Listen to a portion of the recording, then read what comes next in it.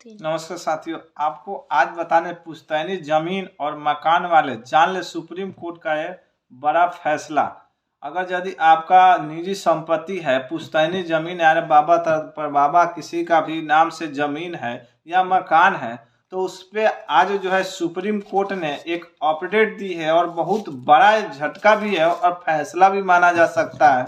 तो इस पे क्या कहती है सुप्रीम कोर्ट और क्या कानून बना है, इस वीडियो में हम शुरू से अंत तक आपको बताएंगे। आप पूरे वीडियो को देख कर जाइएगा, प्लीज रिक्वेस्ट है आपसे, क्योंकि जो है इसको जानना जरूरी है और बेहद ही जरूरी है। क्योंकि आप बहुत ऐसे घर ही हैं जो खुदाई खास लोग हैं जो अपना जमीन पहले अब बनाए हैं, पुश्तैनी जमीन सब लोगों के पास है।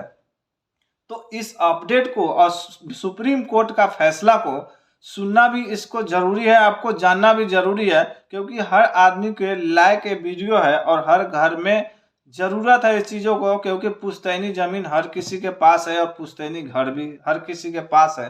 तो इस वीडियो में आप बने रहिएगा। मैं आपको जो नई अपडेट आई है जो सुप्रीम कोर्ट की तरफ से, सुप्रीम कोर्ट पुश्तैनी जमीन और मकान वाले जान ले सुप्रीम कोर्ट का एक फैसला। Supreme court on property right कानून में संपत्ति पर अधिकारों को लेकर अलग अलग प्रावधान है। किसी भी तरह की संपत्ति पर मालिकाना हक लेकर भी विशेष व्याख्या में है।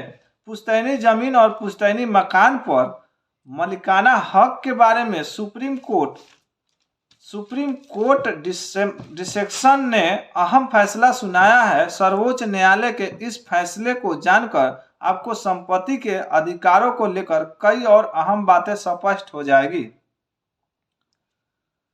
कई बार देखा जाता है पुश्तैनी जमीन और मकान पर मालिकाना हक राइट ऑन एस्टेब्लिश लैंड को लेकर परिवार के अलग अलग लोग अपना प्रतिक्रिया और दावा जताते हैं। ऐसी स्थिति में विवाद इस कारण भी बढ़ जाता है कि उन्हें पूरी तरह से यह नहीं पता होता कानूनी रूप से किस संपत्ति पर किसी का मालिकाना हक है, किसका मालिकाना हक है।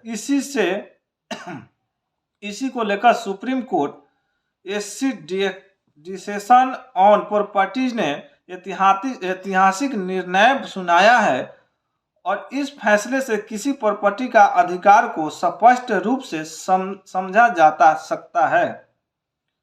पुश्तैनी जमीन या घर वाले के लिए उच्च न्यायालय सुप्रीम कोर्ट ने फैसला सुनाते हुए खास कानूनी प्रावधान के बारे में है। दरअसल यह फैसला संपत्ति के मालिकाना अधिकार को लेकर सुनाया गया है। इस फैसले को मुताबिक अगर संपत्ति के रिकॉर्ड में कोई बदलाव हुआ है या नहीं तो इसका मालिकाना हक प्रॉपर्टी राइट हेड ऑनरशिप पर कोई असर नहीं पड़ेगा। किसी संपत्ति के असली मालिकाना निर्धारण सिर्फ अदालत द्वारा किया जाएगा।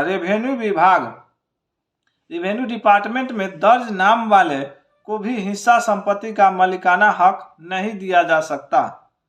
सुप्रीम कोर्ट ने यह स्पष्ट किया कि यदि किसी व्यक्ति का नाम भूमि रजिस्टर में दर्ज है तो इसका मतलब यह नहीं कि उसे उस संपत्ति का मालिकाना हक है, ट्रांसफर ऑफ प्रॉपर्टी मिल गया है।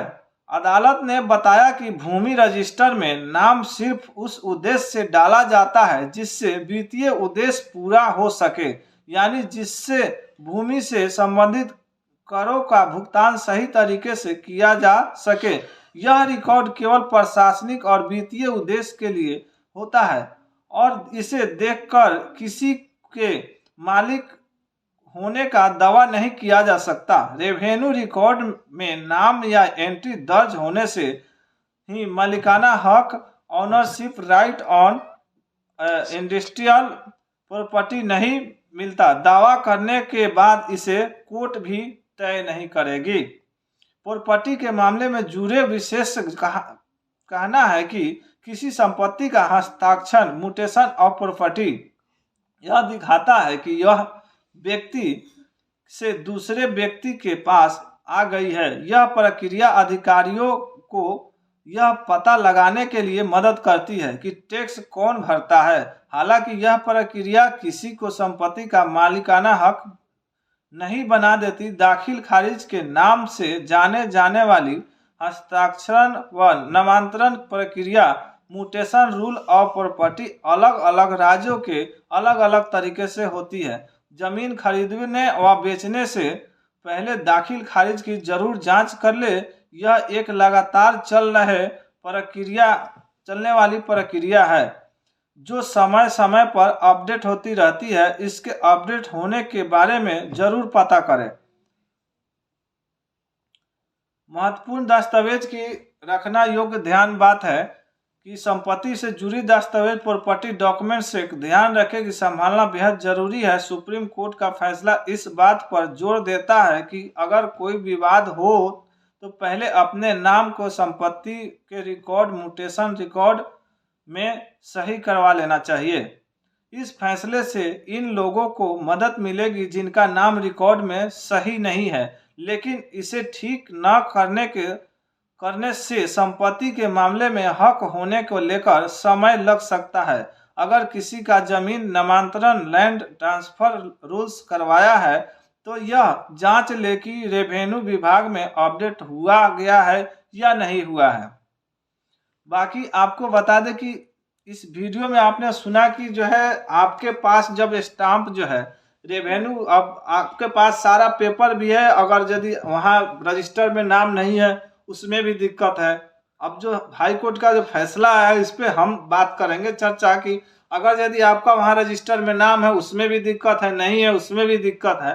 पर इसमें कहना क्या है सरकार का कि जैसे कि वो रजिस्टर होता है सरकारी खाते को पहचानने के लिए या कर्मचारी को देखने के लिए कि ये जमीन इनका है और इनको यहाँ से मिल सकता है, पर आपके पास पूरा कागजात और पेपर भी होना जरूरी है, जब भी सुप्रीम कोर्ट आपको फैसला आपके तय में करेगी। तो आप लोगों ने सुना कि जो है आप म्यूटेशन करवा कर ही जमीन का रखें। हमेशा जब भी रजिस्ट्री करवाए बिना म्यूटेशन के आप लोग रजिस्ट्री नहीं रखें, क्योंकि जो है रजिस्ट्री आपका कोई बैनामा और कोई तय नहीं करती है। बाकी आपको मिलते हैं किसी नेक्स्ट वीडियो में। चैनल पे नए तो सब्सक्राइब जरूर कर लीजिएगा और लाइक प्यारा सा करके जाइएगा। मिलते हैं किसी नेक्स्ट वीडियो में, जब तक के लिए जय हिंद जय भारत।